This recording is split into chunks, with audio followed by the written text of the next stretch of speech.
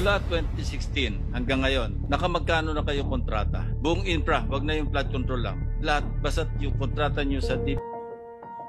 Pilipino. Kapwa Pilipino inuuto ang isip ng mga tao. Sinong nang uuto? Pilipino na may kapangyarihan sa lipunan na hindi alam ang hirap na aming pinagdaraanan. Tama nga ang sabi ng mga bayani noon, huwag pasisilaw sa matatamis na salita ng banyaga. Subalit hindi naman banyaga kundi Pilipino mismo at sariling bayan ang sinisira. Tingnan mo ng Pilipinas, ang mga namiminuno sa iyong gandang bayan. Sinisira ng mga taong lulong sa pera at kayamanan. Ganito na ba tayo?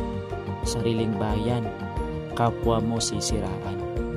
Pag pera talagang pinag-uusapan, kinakalimutan na ang dangal bilang isang mamamayan. Sakim sa salapi. Alam ninyo bang kayo'y pinili? Umaasang mga tao sa pangako nyo nung kayo humingi ng suporta sa mga taong inyong pinangakuan. Asa ng pangako? Pangakong inanod na ng inyong kasakiman at pagkaluho. Aba, mamamayang Pilipino. Abay ng Pilipinas, kailan magkakaroon ng hustisya? Binababoy ng iyong lupa ng mga taong sakim sa pera. Nilalaro na lang tayo ng gobyernong bulok ng sistema. Pilipino, tumingin ka, mag-isip ka, tumayo ka. Paano uunod ang bayan kung may nagnanakaw ng pera na pinaghirapan ng mga mamamayan?